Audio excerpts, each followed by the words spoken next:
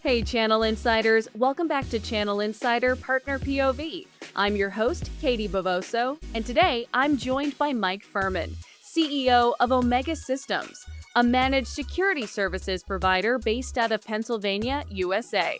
Mike began leading the company in 2023 with the goal of shifting Omega from a traditional MSP model to an MSSP model. He explains how this has helped the company stand out and what criteria must be met to truly earn that extra S. Welcome, Mike. Great to have you. Thank you, Katie. It's a pleasure to be here today. Thank you. Thank you so much. I know that you right now, I believe, are in the Carolinas, so it's probably a little bit warmer where you are compared to where I am in Massachusetts right now. It is. It's sunny and warmer, but I think it's cold everywhere up and down the East Coast today. I'm very excited that I could have you in today and that you weren't snowed out of the interview. But I'd love to get started by getting to know you, Mike, as well as Omega Systems. So first of all, tell me about Omega Systems. I'd love to know how you began. You have a really interesting story from your founding. You yourself are more of a recent ad. So I have a lot of questions around just the history of Omega Systems as well as your coming onto it. Talk to me about that. Sure. It's a great story, honestly. Omega Systems was started by a husband and wife team in Eastern Pennsylvania back in the early 2000s. Like a lot of MSPs that have grown over the years, really started as a more of a professional services type orientation, coming in consulting on maybe a build out of a network environment or a server cluster, and then reselling the hardware and the software that went with it, and then providing a little bit of maintenance services, but kind of one time in nature. And then over the decade that followed the founding of the company, the company grew completely organically and began to transition away from one-time project and resell into what we now know as the standard MSP model of recurring revenue services, managed IT services, managed security, managed compliance, et cetera. And so headquarters today remains outside of Reading, Pennsylvania, and in the eastern part of the state. But over the period, last 5 years in particular, we've done 4 add-on acquisitions. And so we've really grown the company now inorganically and organically to where we have right around 200 employees now in varying parts of the country. We have clients across 30 plus states in the United States. We have offices in 6 locations all throughout the Northeast, from Massachusetts down to New Jersey, Pennsylvania, of course, New York, Connecticut, and really have grown to focus our solution sets on those clients who are in what we would consider highly regulated environments, in particular 2 end markets. One around financial services, a heavy concentration of our end clients are registered investment advisory firms, hedge funds, family offices inside the financial services sector, and then healthcare. We're seeing a lot of interest and a rise in need inside varying levels of call them sub-markets inside the healthcare vertical as well. And so those are our top 2 verticals. But in general, any firm that is finding themselves in a highly regulated environment, could be industrial manufacturing, for instance, is a perfect target for us and where we tend to focus our attention nowadays.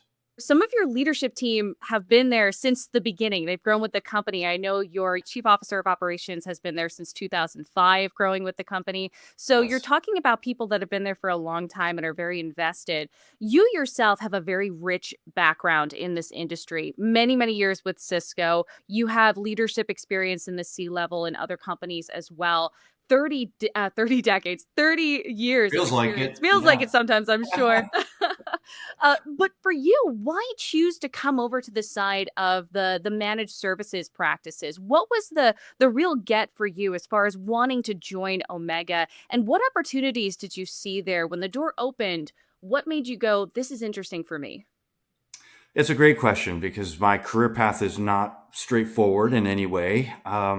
I don't think I'm terribly unique in that regard, but I have a wonderful career at Cisco. 17 years I was there in varying levels of responsibility, all in the network security business group there.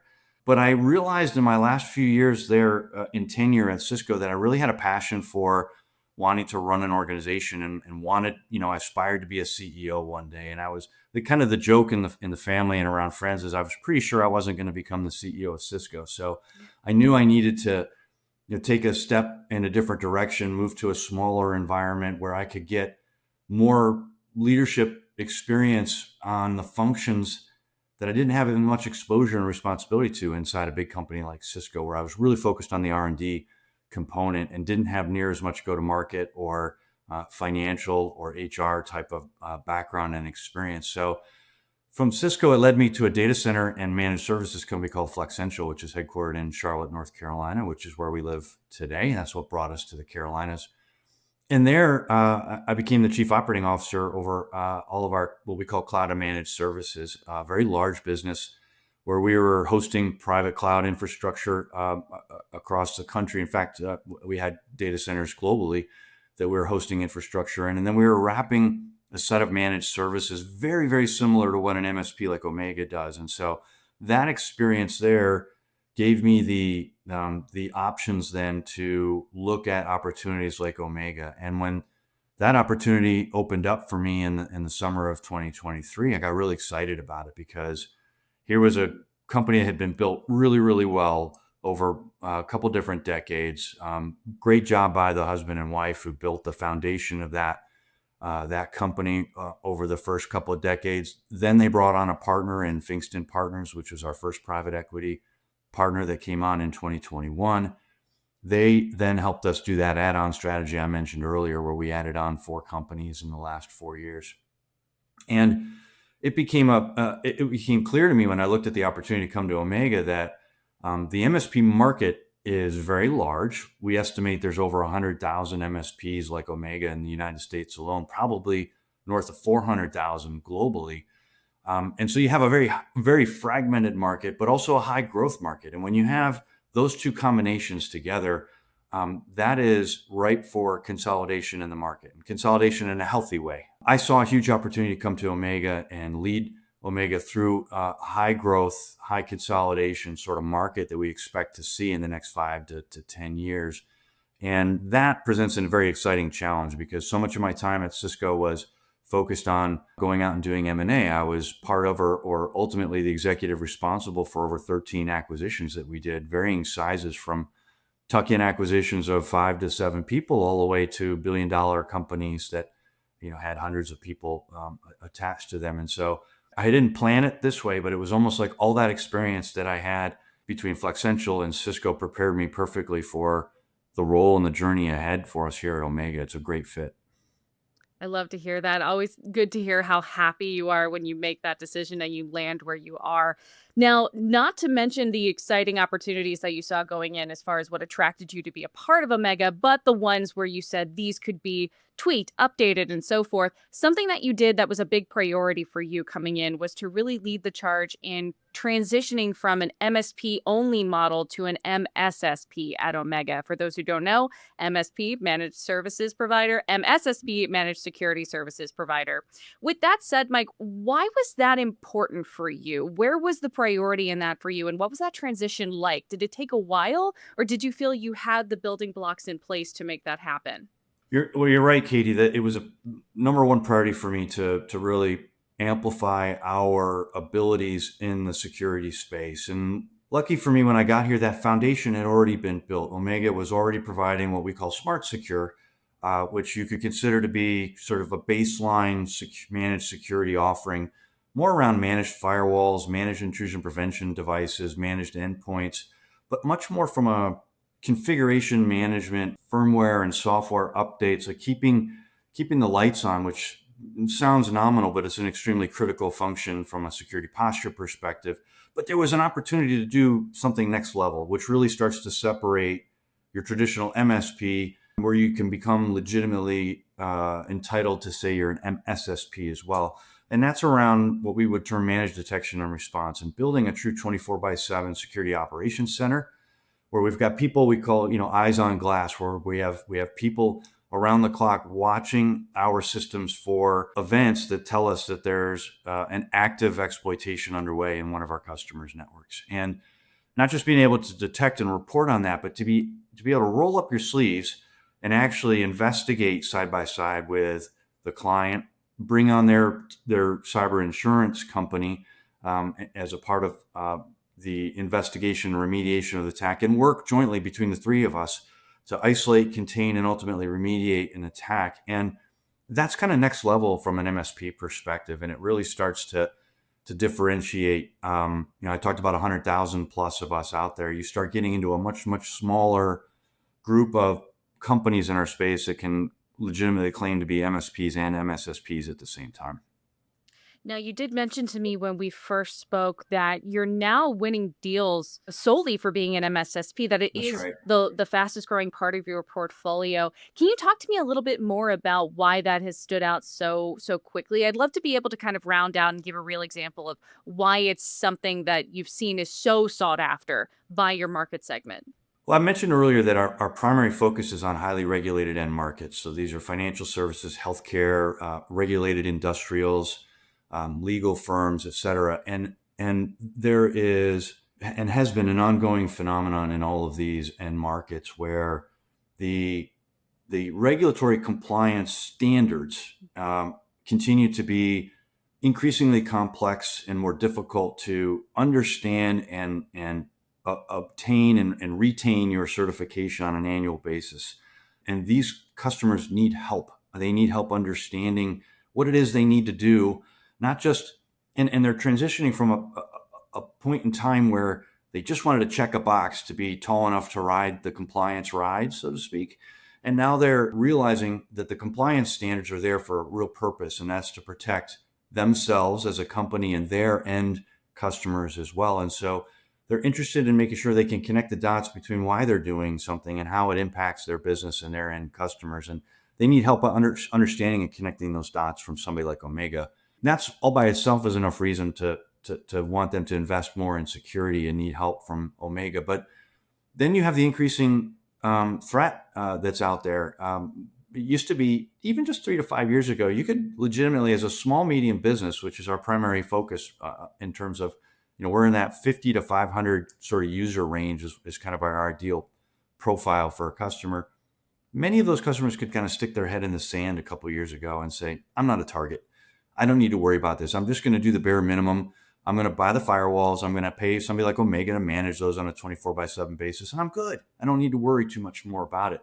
That has radically changed in the last 3 years, where nobody is free to take a pass on the threat exposure and to be a target from a ransomware attack. They're realizing that they need to do more than just a basic, what we call smart secure.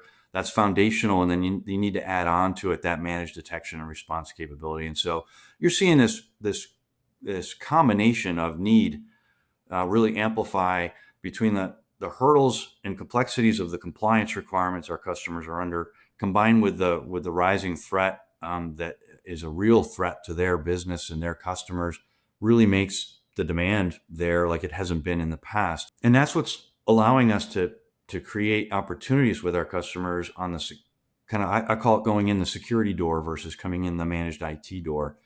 And it used to be that as an MSP, you had to win your business coming through that managed IT door. First, you get, management of the servers and the network and the endpoints, laptops, et cetera.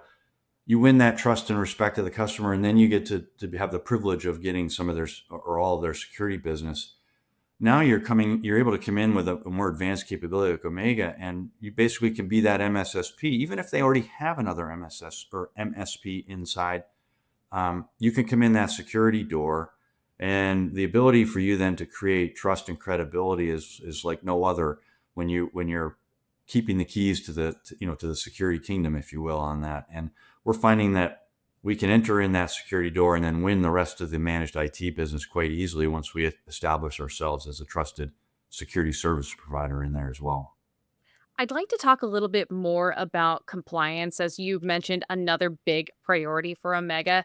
And I've noticed more and more across the industry compliance becoming much more hand in hand with cybersecurity, as like it's not an either or anymore. You have to Right. absolutely do it. Knowing that you're in regulated industries, I imagine that that wasn't too difficult of a conversation to have. But generally, in the shift across the industry, how are you seeing that people are taking it more seriously on the customer side? Talk to me a bit more about the shift and how that's being accepted. Right. And I alluded to this a little bit earlier in that there's a mind shift that's happening with our customers from compliance being a check the box, Yeah.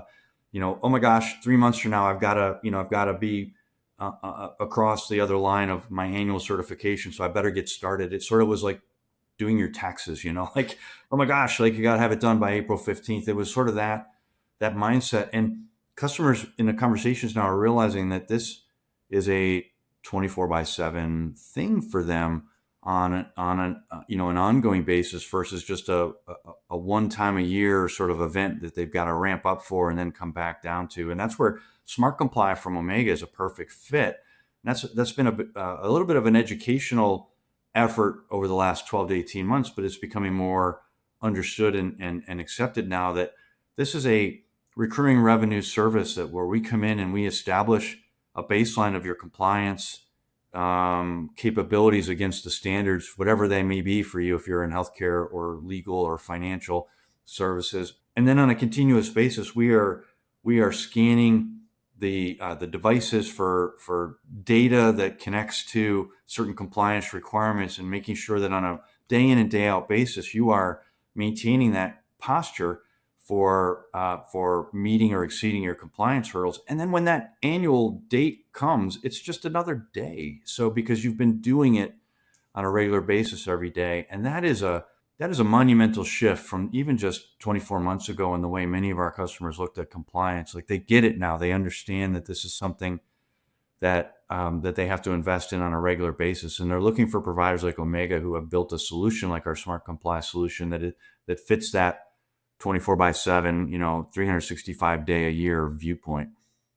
It's also so much less stressful to be able to know that A, it's a system in place to make sure you're attacking this every day or every week on a regular basis to make sure you're doing what you need to be doing. So, like when you said that time comes, it's not like taxes where you go, oh, where's all of my Right. receipts ever? It's also good to know as far as where you're able to build in a solution that makes it easy on them because you're right. It isn't something that they can focus on. The businesses that you're serving have their own jobs to do and their own businesses to run, and they need to rely on you to say, what exactly do you need from us and how can we make this easy on you? One of the benefits of engaging with an MSP like Omega in this is that you as a customer do this once a year for your particular business, and you know what works and what doesn't. We're doing it for hundreds or thousands of customers, and so we have the ability to aggregate all the lessons learned and best practices that we see happening, and be able to sit in a consultative way with our customers to help them be better at what they do in preparation and ongoing, work to maintain and exceed their compliance standards. And that's a huge benefit that people don't necessarily recognize until you go through an engagement with a service provider like Omega. I want to turn back to the title of MSSP because I have noticed in my conversations with other managed service providers, even ones that I would probably categorize as an MSSP, but they say, no, we outsource our SOC to a vendor like Sophos. So we're not Right. taking on that title, which I think is incredibly noble because there is a low barrier to entry or a bar to meet. It's very nondescript. Have you noticed that in the industry where you're meeting people who are calling themselves MSSPs and in your whether out loud or in your head you're going, I wouldn't categorize you as that. And Right. just talk to me a little bit about that level of confusion that you've seen and your thoughts on how it's affecting the industry as a whole. It's a really good point you bring up, Katie. And there's definitely, let's call it blurring of the lines in the industry right now. Every MSP, no matter how, what size they are in terms of capability set or customer base, knows that they need to show up and provide security capabilities for their customers. And so if you think about it, the last thing you're going to do as a smaller MSP is just bow out of that. You're going to do what you can to participate in that, and because you want to stay relevant from the managed IT component. And so thankfully for them, there are different product vendors out there that will allow you to resell their SOC capabilities, their detection and response and investigative capabilities through to your end customers. And so folks in the security space have really done a good job packaging up these, call them pass through service capabilities that the smaller MSPs can sell effectively to their customers. And that can be confusing for the end customer because We get in front of the customer and we all advertise a lot of the same capabilities. We're 24/7. We have a SOC. We do threat mitigation. We can do investigation for you, right, Mr. Customer? We do all these things, and if you're not an educated enough customer, you're not going to be able to know to ask the questions. Well, do you have your own security operations center? How many people do you have in your SOC? Is it staffed 24/7? Where are those resources located? Do you have CISSPs on your staff, for example? How many do you have? How many investigations have you done in the last 12 months? How many times have you worked with a cyber insurance carrier in the investigation and remediation of attack?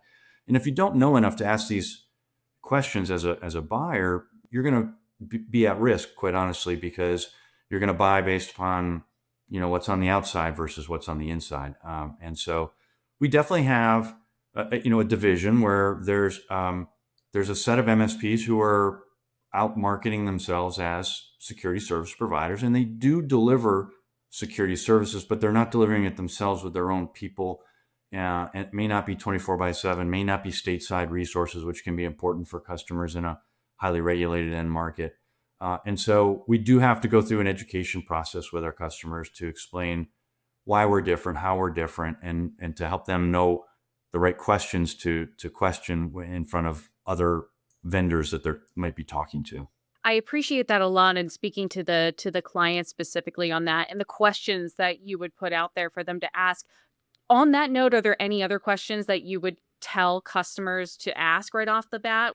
You want to know whether it's being delivered by that vendor's people or not. That's the very first most important question. You want to know, who is it exactly that's watching and reacting to the events? Is it your people, Mr. or Mrs. MSP? Then you want to understand the credibility and capabilities of the staff that you're hiring. We focus so much on the technology in this space, probably to a fault. MSPs will market too much sometimes the underlying technology that they're using.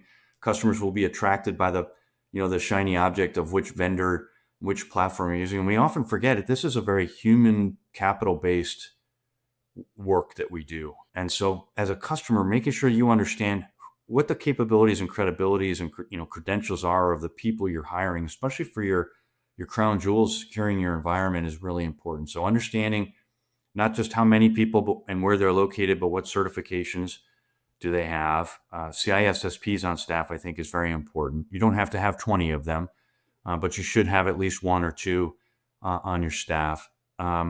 And you should have experience that you can point to where you've actually done an active investigation of a real attack with a customer, and ideally have worked with a cyber insurance provider during that investigation work.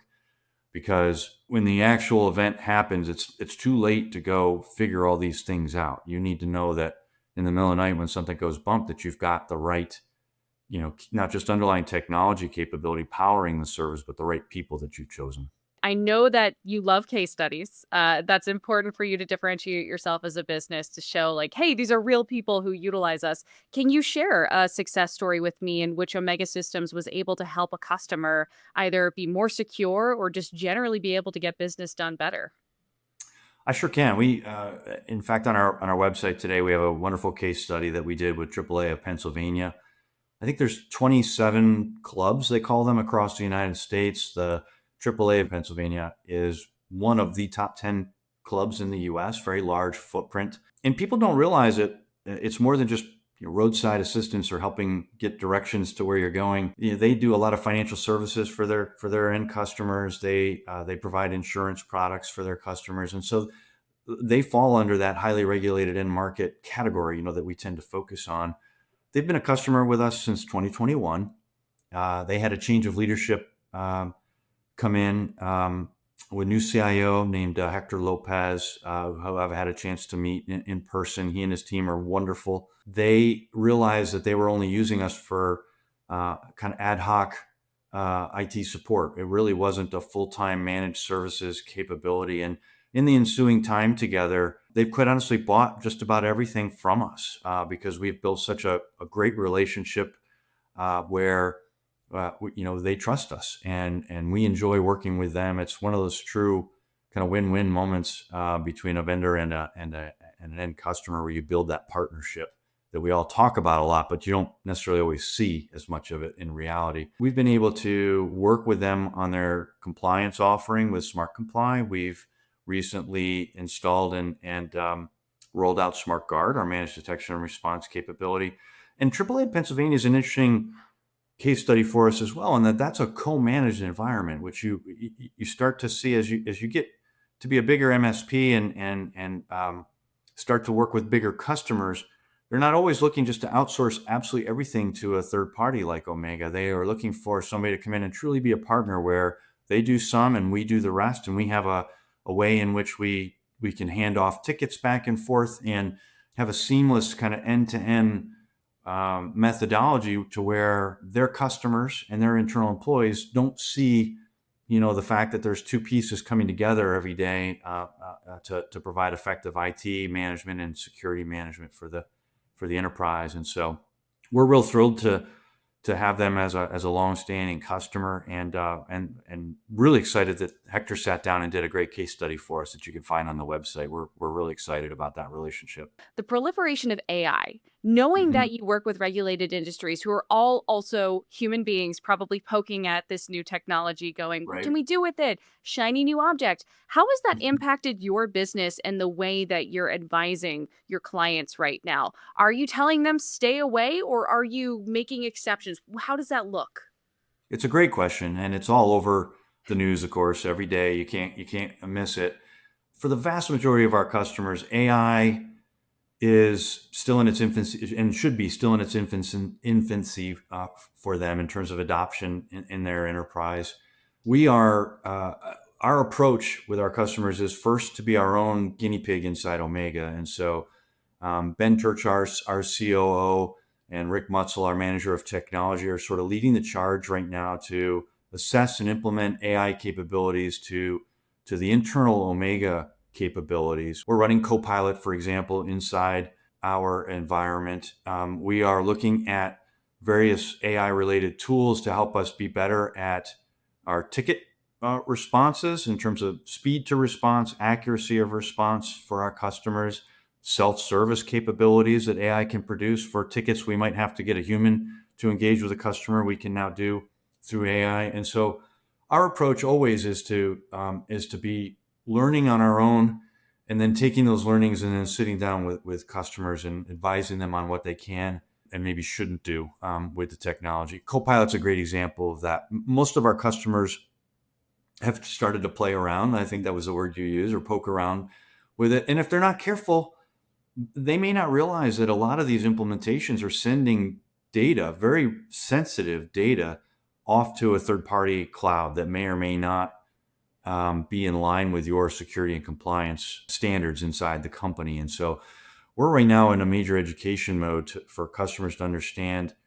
how important AI can be for their business, but how important it has to be for them to maintain strict compliance standards. And so helping them in a consultative way sit down and understand what they're trying to do with AI, and then share our lessons learned from being the guinea pigs first to make it work in a way that's good for their business outcomes, but doesn't violate any of their security or compliance regulations that they have to keep up. You talked about being the guinea pig and talked about lessons learned. And obviously, we know that AI, when you're putting things into a large language model, it's taking that data everywhere. So you have to be Right. careful. But you talk about those lessons learned. Are there any tips that you would tell people, just in general across the board, whether they're using Copilot, whether they're using a chat GPT, something like that? Is there anything they can do to stay safe? Any tips that you would give them to just be aware of how they're using these AI tools? They really need to step back and understand what data they're feeding the large language models and where that data is going. That's probably the most obvious part that I think people are beginning to understand.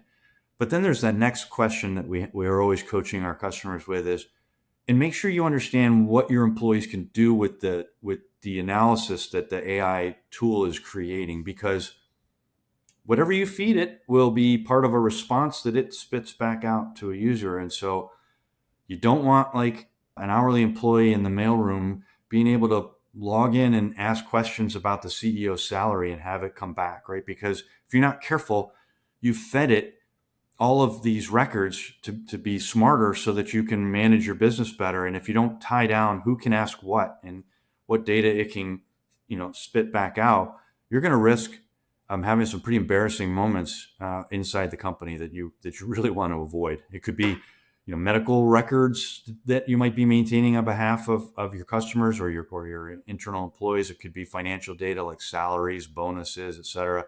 Because whatever gets fed into that tool is going to be ready for it to come back with a response if you don't tie down the controls as to who can do what. Yes, and an embarrassing experience is the least of your worries of having one. Correct. So Correct. very great points there, and thank you for sharing, Mike. As we approach the end of our time together today, I am curious and always try to ask what vendors or distributors out there in the channel are really helping to support you right now, if you feel comfortable giving any of them a shout out. I do. We're really excited to partner with Enable in two areas. They have built, I think, a great RMM that we make use of on a 24/7 basis. But they also recently purchased a security company called Adlumin, and that is helping power our 24/7 SOC capability. And we're really really thrilled with that technology and that partnership with Enable. And so we look really favorable upon that relationship and look to continue to extend that in the future. We talked about AI, but what tech trends are you following right now? It doesn't have to be AI. It could be something much less sexy and in the headlines. So talk to me about what you're following and what's keeping you interested or very aware of what's going on. Yeah, there's this is not sexy and it's not new, but it's something that is so important for us to pay attention to. And it's we have a motto inside Omega that our job is to build solutions to meet the customer wherever they are on their hybrid IT journey. And very simply, what we refer to around this hybrid IT journey is that every single one of our customers is on this path from days of old where everything was sitting inside the four walls of their facility, all the server infrastructure, all the network infrastructure, all the application infrastructure. And now they're somewhere between those good old days when you could touch it and feel it all in front of you to where it's spread across multiple SaaS providers, multiple public cloud providers, maybe some in private cloud, maybe some in co-location, maybe some still on premise. And it's this splattering, if you will, of all of the applications and associated network and server infrastructure that is spread across so many different providers. And that introduces so much complexity for the customer in terms of cost management, in terms of security management, in terms of vendor management. And so we're constantly watching the evolving trends of call it hybrid IT and educating our customers on what makes sense to move where and when, so that they're making smart calculated choices, not throwing absolutely everything into public cloud and realizing that they get a bill the next month that's 3 or 4 times what they expected. Making very educated decisions as to what goes where. When is it time to not renew that on-premise application license and move to a SaaS infrastructure? And what am I giving up in terms of controls from a security and compliance perspective in doing that? Again, that's not sexy, but it's like that's a day in the life of a CIO, especially in a small and medium business. And so we're very closely watching those evolving trends as customers are trying to navigate where they are on that journey and looking for somebody like Omega to partner with them at every step along the way. Well, for those who are listening and would like to learn more about partnering with Omega or more about being a client of yours, where can they go to find out more information and talk to some of your team? Website's the greatest place to go. OmegaSystemsCorp.com is a great resource. You can chat with one of our marketing or salespeople to learn more information. You can submit your contact info, and you can take as much time as you want to learn about all the various offerings that we have for you. Mike, this has been such a pleasure getting to speak with you today, and I just so greatly appreciate your time. Likewise, it's been a great time together. Thank you for all of your interest in Omega. Thank you so much to Mike for joining us, and thanks to you at home for watching or listening. You can watch every episode of Channel Insider Partner POV on channelinsider.com or on YouTube at youtube.com/channelinsider_news and trends. You can also listen to us as a podcast wherever you get your podcast from.